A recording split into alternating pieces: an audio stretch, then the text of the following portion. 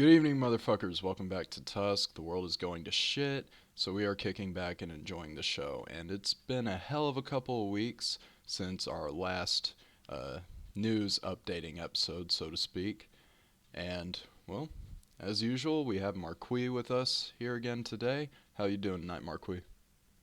I'm doing great, Tusk. How are you? Pretty good. Can't complain. Now, you brought me up to speed about a few of events that have gone on these past couple of weeks, and the first one that you brought to my attention was the San Francisco law enforcement has decided to implement police robots. What are your thoughts on that? That's right, Tusk. It appears the San Francisco city government is smoking crack or doing something they shouldn't be doing because they're basically playing out the script of a Terminator movie. As per regulations voted this last Tuesday, the San Francisco Police Department just got the green light to use robots that are capable of using deadly force. So basically, whenever there's a situation where the San Francisco cops are in a situation where they think there's a real chance of harm coming to an officer, they can employ, I should say, one of these robots. They very graciously limited it to not having guns. So that's quite a concession there. Instead, some of these robots might have explosives and might kill a person that way. This wouldn't even be the first time that police have killed someone with explosives in this way with robots. That shooter who killed six policemen in Dallas a couple of years ago was neutralized in this way by a robot with an explosive device. And right now, that was ad hoc back then. Right now, they're trying to make that mainstream, and that should be terrifying to people, but hardly anybody's picking it up outside of like the libertarian press. Absolutely insane. Right. Yeah. Quite merciful for them to limit their use to explosives rather than firearms. But but I digress. Yeah, Exactly. San Fran shit show. It's well, Nancy Pelosi. That's all I have to say about that city. Um, That does sum it up, Tusk. yeah, The ACLU of Northern California just came out against this the other day, tweeting that killer robots will not make San Francisco safer. Police kill black and brown people at epidemic rates, and remote triggers are easier to pull. I just wrote a piece about this on my blog that's just been reactivated. We'll get to that a little bit later.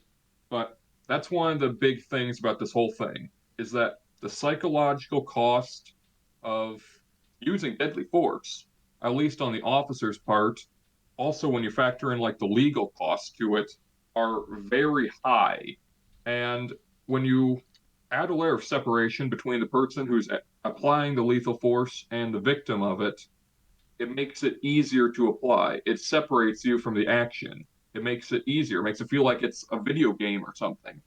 right. That's basically the same thing that happened with the drone wars over in the Middle East, where we get to a point where war is not conducted in the way it previously was, where the psychological costs of killing were borne entirely on the person who's right there in the battlefield in the moment. But now it could also be done thousands of miles away by a guy in a shipping container with an Xbox controller who's controlling a drone.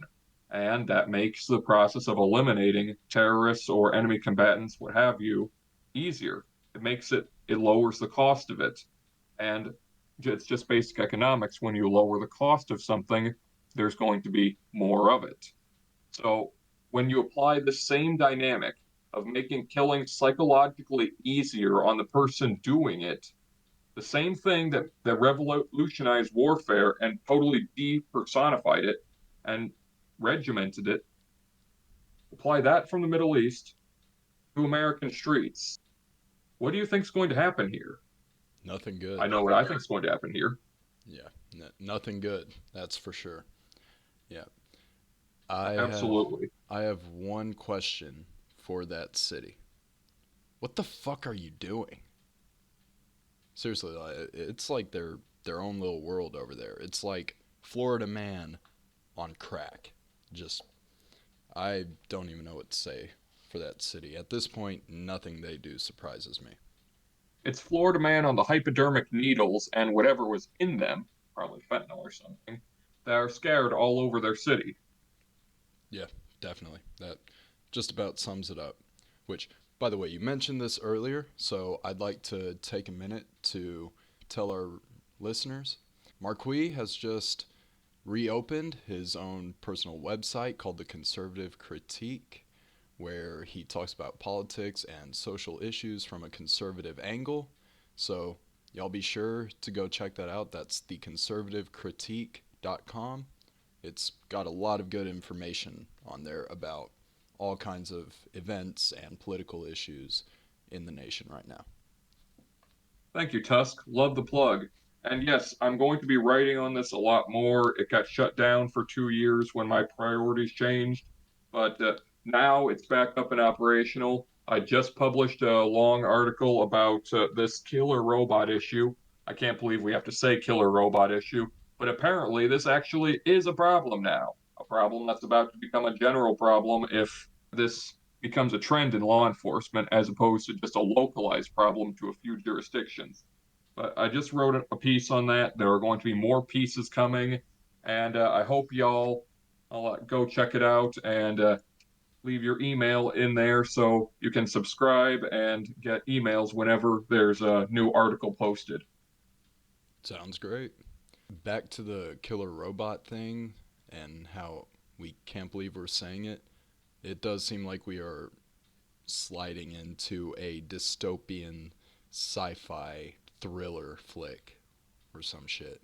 That's very cool that you use the word dystopian because that's the same thing that Tiffany Mayer, a civil rights attorney at the Lawyers Committee for Civil Rights of the San Francisco Bay Area, said. She Hmm. said, and I quote, "We are living in a dystopian future where we debate whether the police may use robots to execute citizens without a trial, jury, or judge." We really shouldn't be having this conversation, but yet here we are. We all grew up on seeing like Terminator movies, and but we're making the Terminator right now. Yeah. Why are we doing this? Yeah. It seems like 90% of the conversations that we are having as a society we shouldn't be having to have. On to the next issue, though. Apparently, the Pentagon has failed a fifth audit. Elaboration on that? It's pretty much par for the course. The Pentagon has actually never passed an audit.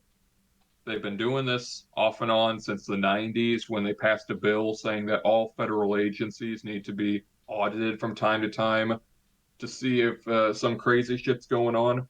And for the Pentagon's case, some crazy shit is always going on. And Surprise, I don't know what surprise. they're doing back there, but whatever it is, they're not keeping track of all their equipment.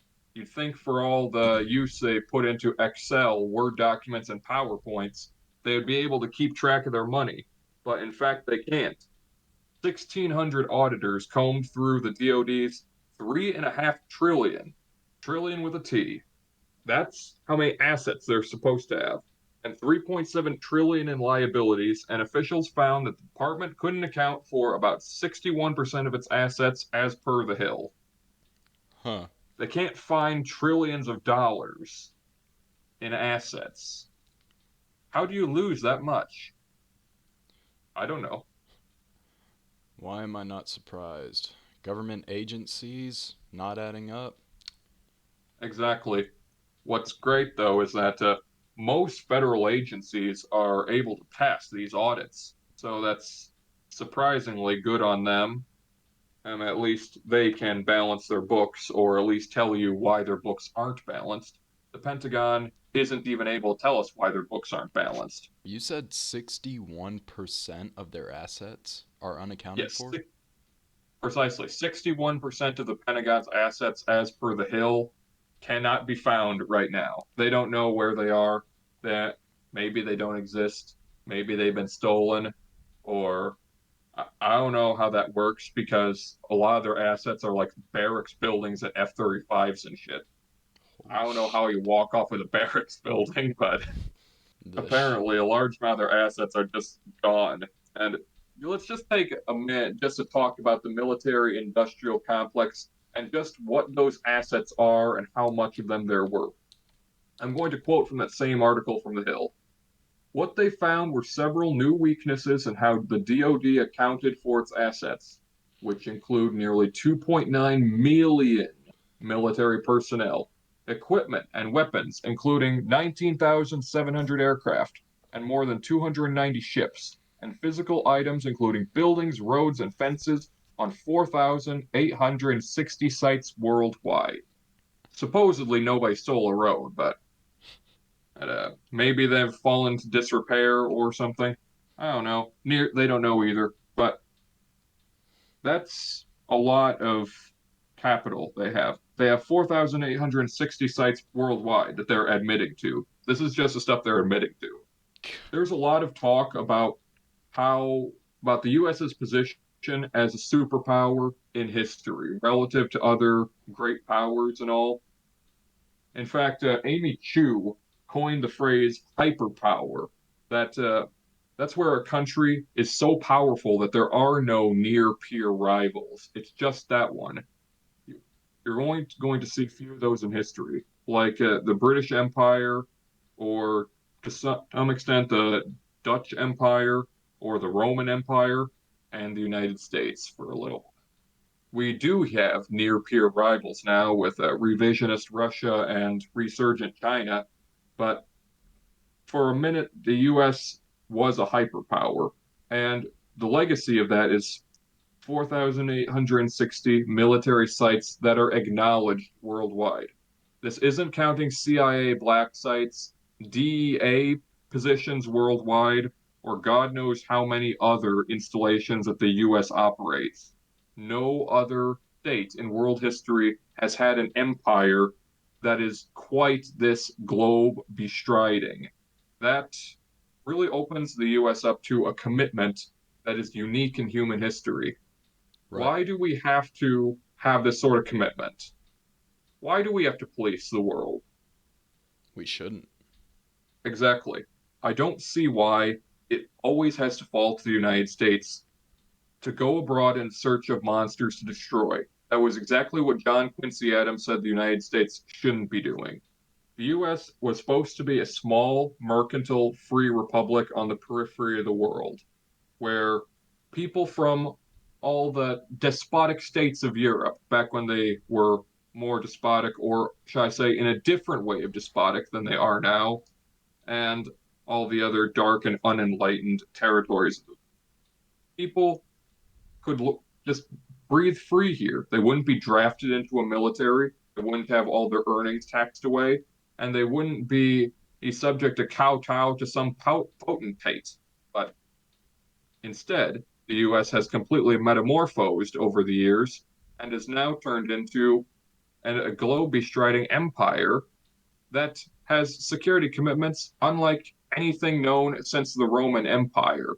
And even at their heyday, they didn't have commitments as ludicrous as ours.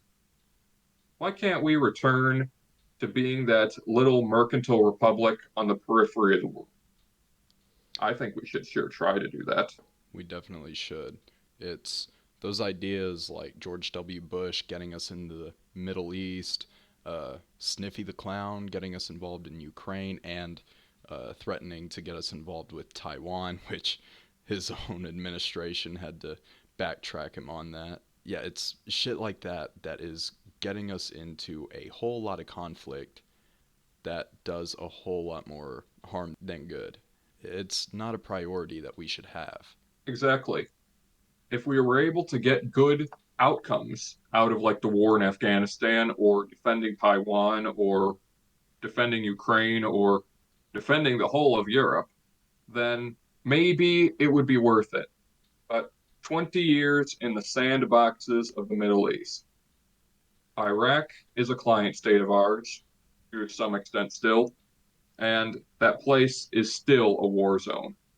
Afghanistan has fallen back to the Taliban. After 20 years and trillions of dollars, we have replaced the Taliban with the Taliban. Yep. Our spending on Europe and their security has been such that the Europeans no longer have their military establishments anymore, which is in theory good for world peace, but in reality has left them dependent on the United States and has allowed them to funnel all of their money into welfare states, which have now crippled them. So we bear at least some guilt for Europe sinking into its malaise. Good job. What De- would happen if we got into a war with China over Taiwan now? And we already are in a quasi war with Russia over Ukraine. How far is it going to go? When is it going to be enough? there will never be worldwide perfection, and we need to stop wasting billions of dollars, thousands of lives trying to reach it.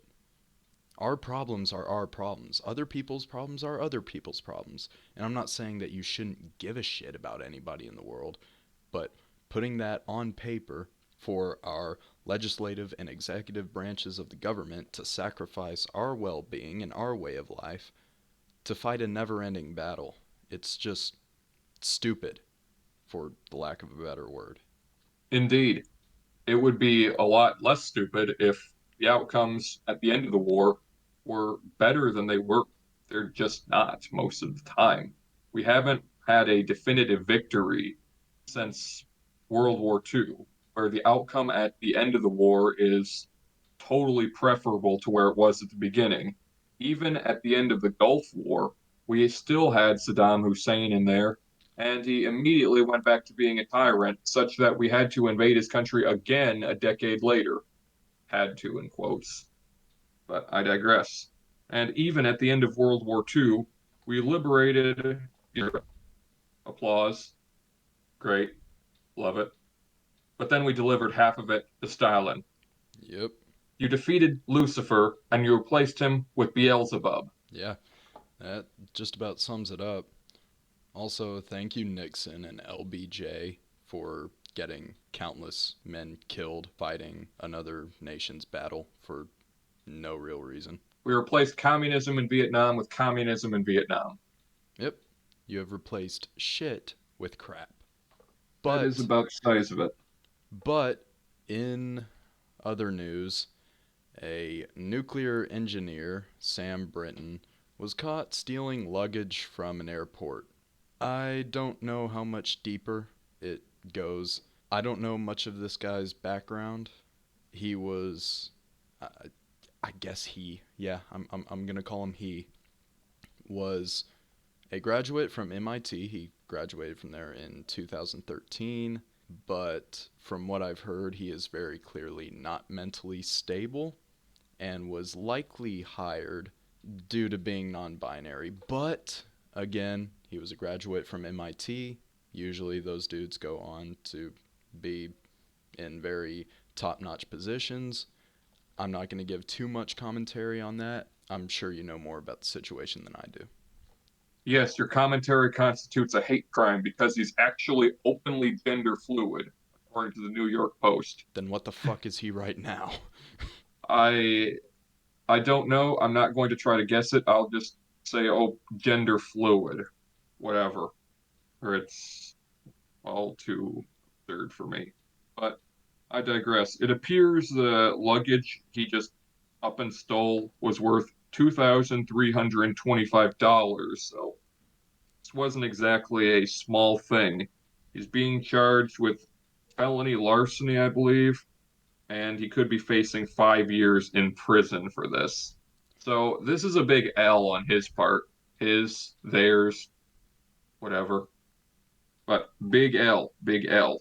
And like you said earlier, Tusk, it does appear that this was a diversity hire anyway. So uh, God knows what will happen to the culture if the one diversity hire of the Biden administration gets relieved of his duty or goes to prison. Well, he's not the only Incidentally, he diversity hasn't. hire.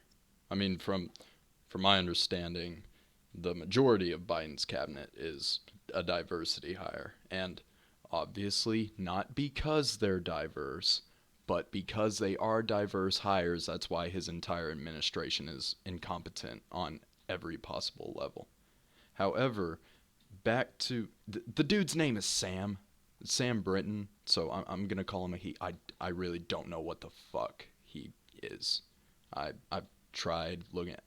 There's no fucking telling. I'm calling him a he. Yeah, that's a Are tough one. are we Um, sure that he's a diversity hire though? Because yeah, he's non-binary, but apparently, I mean, he graduated from MIT. But there's so many other people with those sorts of degrees.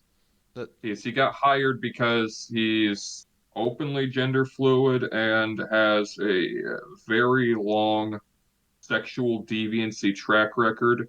He uh, apparently hosted a quote unquote spanking seminar lately what the fuck is and that? has been Actually, I don't a want to few know. months. I don't want to know either, but the Breitbart did a story about this lately. And he has apparently been, quote, active in the kink community since 2013. And he hosts, quote, monthly kink parties in his, quote, dungeon. And he taught Kink 101 courses, again in quotes, workshops on college campuses. Some of this included three men in leather dog masks he called pup play. And it just goes downhill from there. Charged with, again, and I think it's larceny, stealing a $2,325 bag from just a carousel, just up and steal somebody's bag. Doesn't look like his, I don't believe. He is still in the employ of the Biden administration. He's on administrative leave or something like that.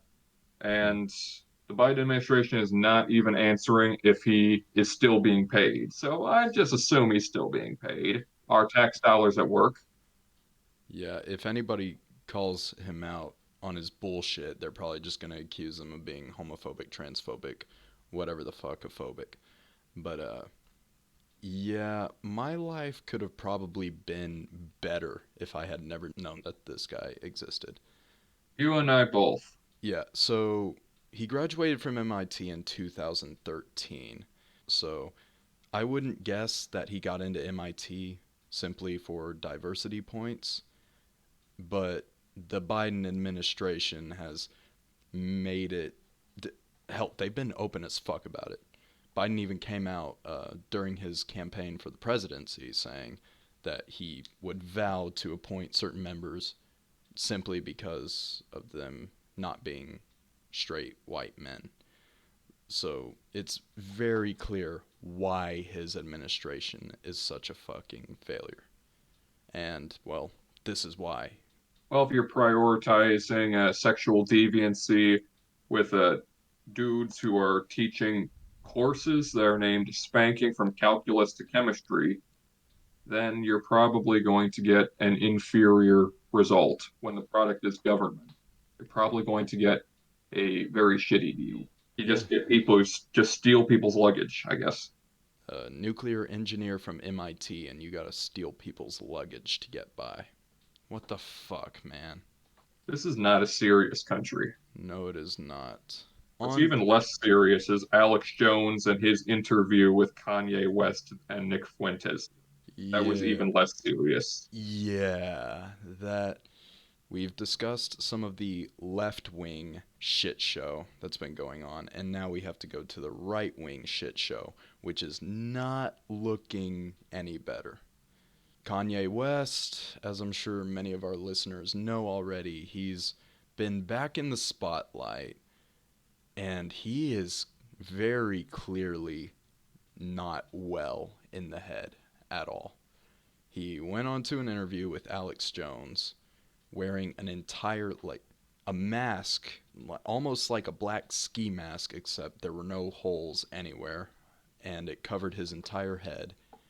And he said basically that he likes Hitler. And I'm not exaggerating what he said. No, he straight up said that he admired many things about Hitler and that the Holocaust didn't happen, his words, not mine, and that everybody in some way brings something to the table with their life, and that includes Hitler. Your thoughts? Uh, this is the worst thing he could possibly say right now. Yeah. Of all things he could have said, if he wanted to go into politics, he's supposedly running for president. He had to pick the worst take you could possibly make, agreeing with Hitler.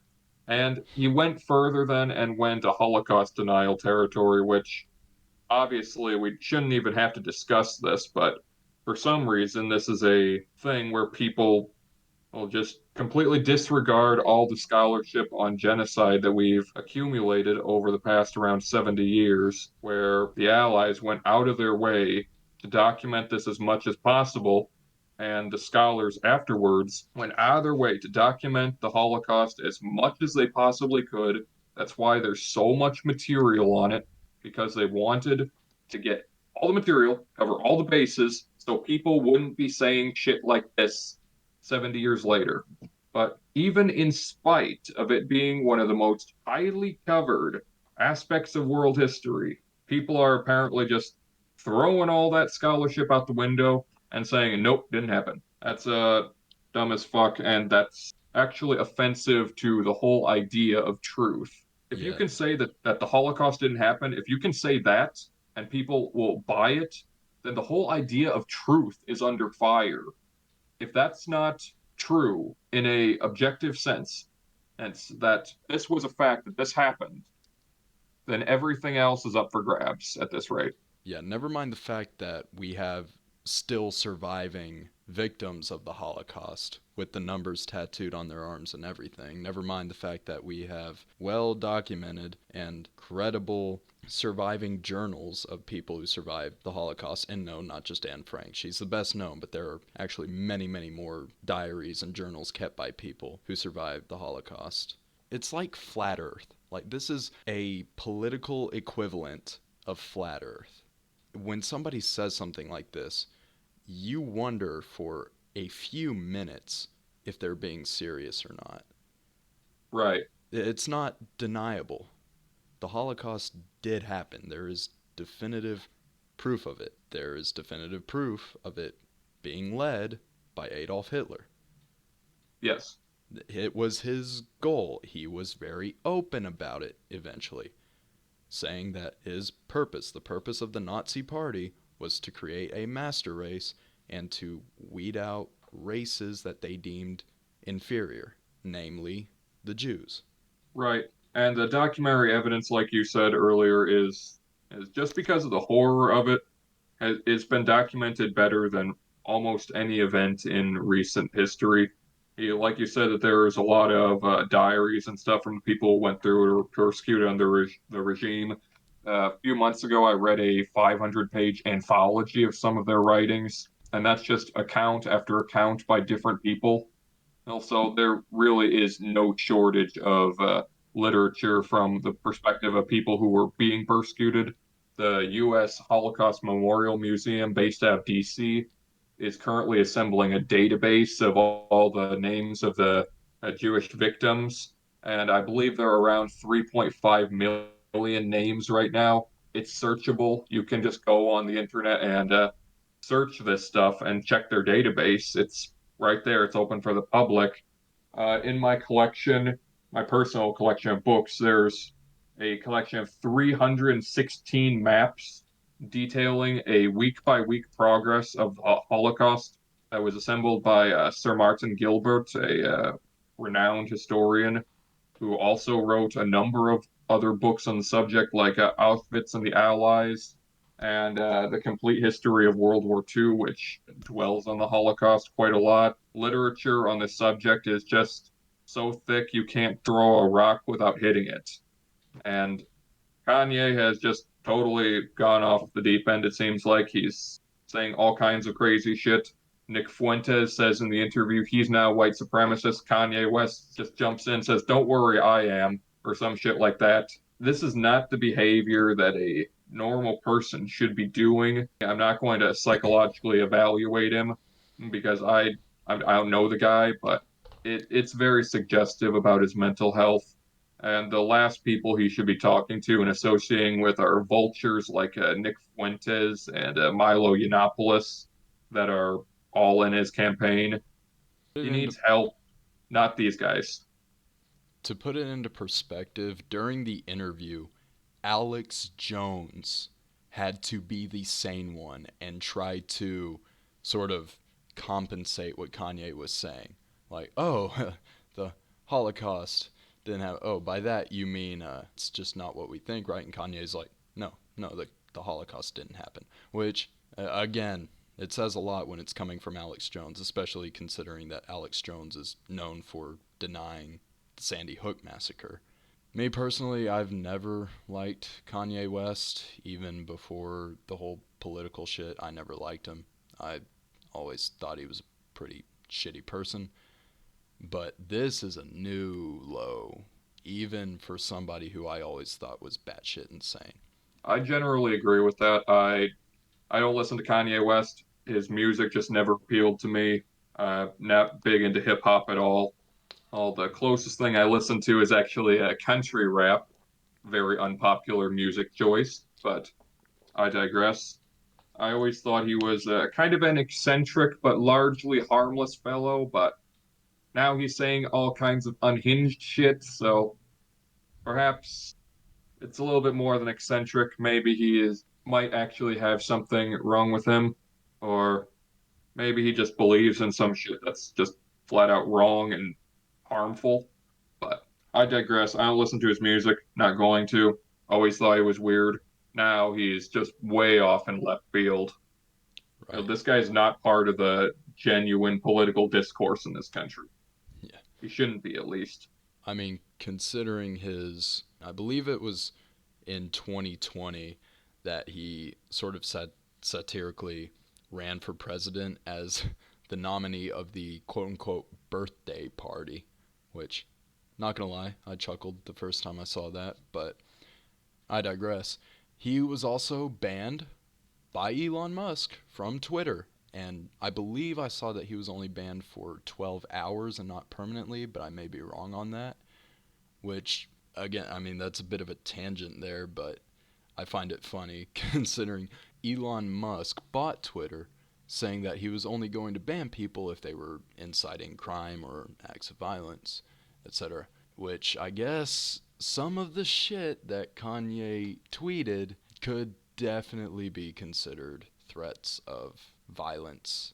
Your thoughts on the whole Kanye and Twitter debacle, Marquis? Anti Semitic? Yes. But at the same time, I'll also paraphrase Voltaire. I may not agree with what you say, but I'll fight to the death for your right to say it. I do not believe in censorship of any kind, whether it comes from the state or from a big corporation owned by Elon Musk. But Terrible? Shouldn't be saying it. I disagree with his speech. But at the same time, if we limit anyone's speech, all of our speech is in danger of being limited.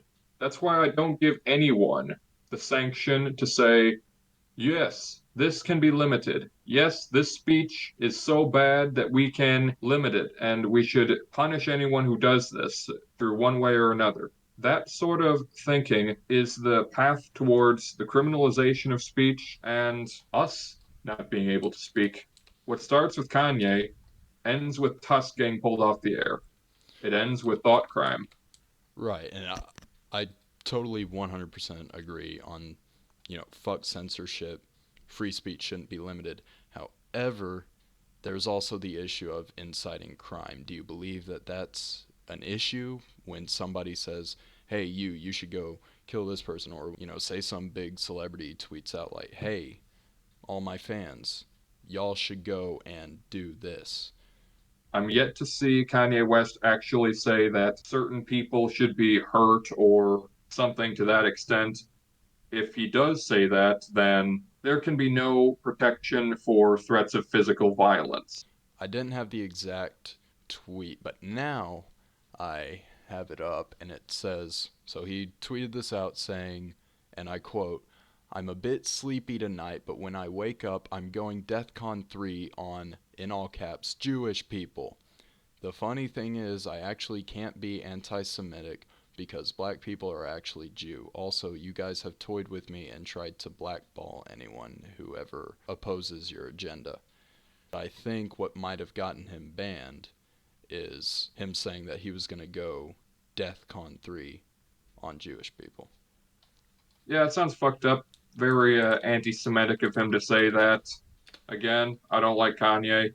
Now I don't like him because he's an anti-Semite piece of shit, but I'll also say that he should be able to talk, just like we should be able to talk. That being said, if someone wants to say, hey, about how Kanye is this and Kanye is that, they should be able to say that too. We're saying that right now. The answer is to counter speech with speech, not go around censoring people, even for saying crazy things. If that is a threat, that's a very nondescript one. That's a very strange threat to make. So I'm not buying that this is an immediate threat of violence. Well, just say hypothetically that it was. Do you believe that threats of violence are stepping out of the boundaries of free speech? If you're actually threatening to do physical harm to another person or their property, then that is not protected speech. But I am not sold that that fits in under that criteria. Kanye isn't threatening to shoot anybody or anything. I mean, he said DEFCON 3, That's saying that because he's an idiot and doesn't know what DEFCON, DEFCON yeah, means. which It's a means, nuclear readiness thing. yeah, So I assume maybe he means he's going to make some sort of vile anti-Semitic tweet storm or something. we can only Still, hope. But then again, I mean, who the fuck knows what's going on in Kanye's head anymore? it's really a futile effort just to diagnose the guy. I'm not going to try. I don't know him. I don't have the proper psychological training to do that. But I will say that the man should be able to speak. If no one wants to give him a platform to speak, people don't have to associate. I Nonetheless, agree with you. I don't think he made any explicit physical harm threats or inciting people to actually do physical harm to other people. how I would say that people should handle this is basically just to ignore him. He's going to go away before too long. Nobody is going to just keep up saying crazy shit like this. This is just something that's going to burn hot for a little while. Then he'll probably go crawl off into a hole somewhere and go release a shitty album or something. Yeah, Just probably. don't buy his music. Don't listen to it. Don't pay him any attention. Unfollow him. Don't like his stuff. Don't listen to his interviews. Just ignore him like we ignore all the other anti Semites and Holocaust deniers out there. They don't always go away, but just ignore them. From what I've seen, I don't think that he should have been banned, especially considering the entire reason Musk bought Twitter. Which, speaking of Musk and Twitter, according to Business Insider, Elon Musk is saying that he'll release details about quote unquote what really happened with the Hunter Biden story suppression by Twitter. This was released December 2nd. Elon Musk said on Friday that he would release details on Twitter's suppression of a story about Hunter Biden's laptop, and apparently Twitter restricted distribution of the story, citing concerns that it could be the result of a foreign disinformation campaign. Oh, the irony. And Musk has said that making the company's internal deliberations public, quote unquote, is necessary to restore public trust. Now, before we get into the Biden laptop story specifically, I think it is very important to remember that Elon Musk is by no means conservative, let alone Republican. In fact, he's actually quite liberal if you look at his political views. And yet he has become an icon of conservatism, or at least conservatism in American politics, simply because the left fucking hates him. And he fights against every social justice, politically correct, fucking censorship campaign ever. And that's just something important to remember. He's just sane enough to know that shit is just not right. What are your thoughts, Marquis? Indeed, Tusk. Elon is not a right winger reflexively at all. He endorsed DeSantis not too long ago in case he runs for president. That's still out in the ether. We don't know if he's going to run yet or not.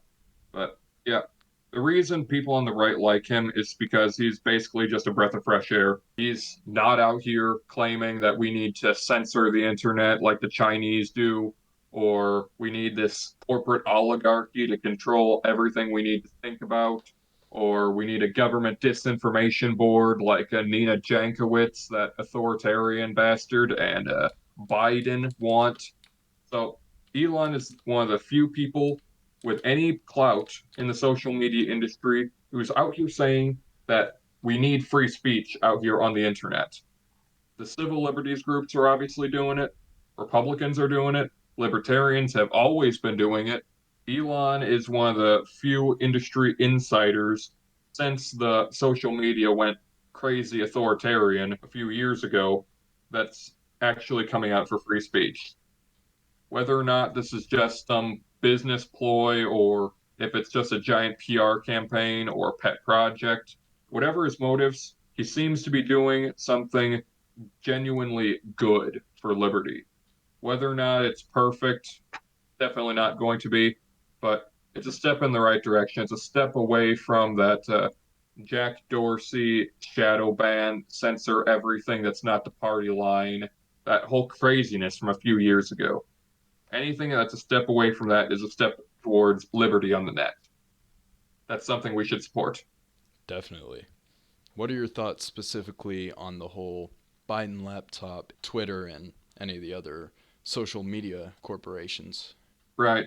It's been coming out over the past few months that the social media giants absolutely did censor the original Washington Post story and everything subsequent to it in the lead up to that election.